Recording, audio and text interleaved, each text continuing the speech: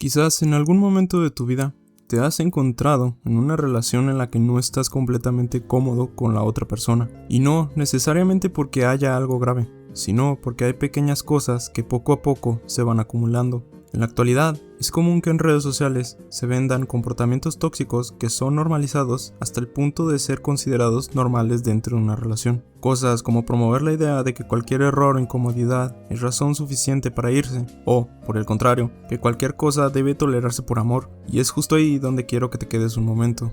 Porque en medio de esos dos extremos es donde empiezan a surgir dinámicas que, a largo plazo, pueden ser riesgosas para ambas personas si se ignora algo fundamental: la moral individual de cada uno. Ahora, para entender mejor esto, quiero hablarte de un caso concreto. Menta es un creador de contenido en YouTube que suele hacer videos de análisis sobre polémicas, funas o controversias de otros influencers. Su contenido giraba en torno a observar, cuestionar y desmenuzar situaciones complejas. Y si llevabas tiempo viéndolo, probablemente coincidías en algo. Parecía alguien que sabía lo que hacía. Hace tiempo, sin embargo, se empezó a difundir que Hansita, su novia, habría tenido un comportamiento inapropiado en una fiesta con otro streamer llamado Huesos, supuestamente con este último en estado de ebriedad. Es momento de decir la realidad, señores. ¿Qué pasó? Como ustedes ya saben, pibes, yo desde hace 2 años les platiqué que me había enterado que un streamer con el que estuve ligando, no saliendo como tal, porque no es como que estuvimos saliendo, había dicho que yo lo había violado. Aquí hay que ser muy cuidadosos, porque lo que circula sobre este tema no está confirmado de forma sólida ni por fuentes confiables, y entra directamente en el terreno de acusaciones graves entre personas concretas. Y como suele pasar en internet, todo empezó a funcionar como un teléfono descompuesto. Cada persona contaba algo distinto, se añadían detalles, se quitaban otros, y la historia se iba distorsionando con el tiempo hasta convertirse en algo difícil de rastrear con claridad. Pero más allá de lo que realmente ocurrió o no, hay algo que sí podemos analizar: la caída constante que tuvo Menta a raíz de un problema del que, en teoría, no era directamente responsable. Y aquí es donde empiezan las preguntas. ¿Por qué alguien que construyó su contenido en base al análisis crítico terminó defendiendo ciegamente a su pareja? ¿Por qué alguien que antes cuestionaba todo dejó de hacerlo justo cuando más importaba? La respuesta fácil, la que probablemente muchos están pensando mientras ven este video, es que se lo buscó, o que simplemente actuó desde lo emocional, sin pensar demasiado.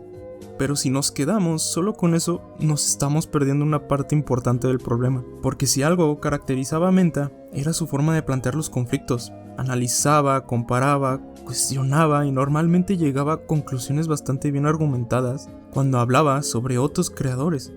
Incluso podrías decir que en su entorno era una persona bien posicionada, consciente del impacto que podían tener las acciones dentro de su comunidad y en su propia reputación. Y esto no es menor. Antes de toda esta polémica, él ya había estado envuelto en conflictos, como la discusión con Rob Papersheet, otro influencer bastante explícito en temas políticos. En ese enfrentamiento, Menta logró exponer ciertas contradicciones e hipocresías en los argumentos de Rob, saliendo relativamente bien parado. Además que yo no entiendo por qué no es honesto y simplemente dice: sí, he forjado una carrera en internet a base de criticar con base a mi moral a personas, influencers, creadores de contenido, etcétera. Y más cuando él mismo acusa al podcast de Dama G, al cual recordemos fue a colaborar, de hacer un podcast moralista. Que a mi parecer sí se me hace ahí sí un podcast muy moralista. Que digo, sí da datos respecto a problemáticas sociales, pero sí incluye esta crítica de si las cosas están bien o están mal. Conforme iba avanzando, la reacción al video cada vez se le veía más alterado a Rob, hablando de cosas poco relevantes o que no tenían directamente nada que ver con el tema, llegando a hacer uso en varias ocasiones del argumento: no, pero es que estamos en una sociedad. De la sociedad, de modificarlas no sirve de nada. La sociedad existe, güey, solo que es gente que no se ve en la sociedad. Personas, déjate alienadas de la sociedad, o sea, apartadas. Se trata de que ese es la sociedad donde decidió mi papá eyacular sobre mi mamá. Cuenta que el mundo está muy mal. Está muy mal. Estamos en un deterioro, en una sociedad que está deteriorándose. El individualismo es el enemigo de que la sociedad tenga alguna posibilidad de prosperar. Sociedad humana, a nuestra sociedad, estamos en un deterioro de la sociedad, que tiene raíz ya en otros problemas de la sociedad. Menciona los verdaderos problemas de la sociedad en un momento de deterioro en la sociedad. ¿Por qué dije todo esto? Nos habla de que es muy triste que vivamos en una sociedad en la cual se tengan que hacer cosas por dinero, pero pues él no está dispuesto a salirse de esa rueda. Entonces, no estamos hablando de alguien ingenuo. Y aquí es donde quiero que entiendas algo importante. No se trata de defender a Menta, sino de reconocer que él sabía lo que estaba haciendo. No fue ignorancia, no fue falta de capacidad, fue una decisión. Una decisión que para muchos pareció completamente incoherente con la imagen que había construido. Y es aquí donde entra un concepto que probablemente ya has escuchado, el sometimiento afectivo. Este concepto describe una dinámica en la que una persona prioriza a su pareja por encima de sus propios valores o criterio, evita confrontaciones incluso cuando hay señales problemáticas, ajusta su narrativa para proteger la relación y en algunos casos llega a justificar o minimizar conductas cuestionables. Si te das cuenta, estos últimos puntos encajan bastante bien con lo que ocurrió. Ahora, tampoco podemos afirmar con total certeza que eso fue lo que pasó. No conocemos su dinámica privada, no tenemos acceso a sus conversaciones, ni existe una prueba directa que confirme este tipo de relación, pero sí podemos decir que desde fuera la percepción encaja con ese patrón. Y en internet, la percepción muchas veces pesa tanto como la realidad. Por otro lado, si observamos el papel de Jancita en todo esto, también hay elementos interesantes. Antes de la polémica, no era una figura ampliamente conocida, no tenía una gran reputación que perder, pero sí una comunidad pequeña y bastante fiel. Esto cambia completamente la forma en la que se vive una funa, porque mientras una persona con mayor exposición tiene más que perder, alguien con una comunidad más cerrada puede sentirse respaldado incluso en medio del conflicto. Y eso puede influir en cómo se responde ante la presión pública. En el caso de Jancita, muchas personas percibieron que trató la situación no solo como un ataque hacia ella, sino también como algo que, en ciertos momentos, parecía manejarse con ligereza e incluso con un tono que no correspondía a la gravedad del tema. Bueno, le dice a ella, oye, pero pues no serás esto, pero si eres violadora, esta morra se empieza a reír y todos empiezan a hacer el mame de que esta morra es violadora y después empieza a decir de que, güey, 10,000K y les digo a quién violé. O sea, güey, la morra te lo juro que lo estaba tomando de una manera horrible, güey, todo este tema. Y nada, bro, o sea, de verdad que esta morra trae la... No sé cómo trae la pinche realidad bien alterada, no sé, y el pedo es que es morra, güey, entonces está la chingada ese pedo, pero,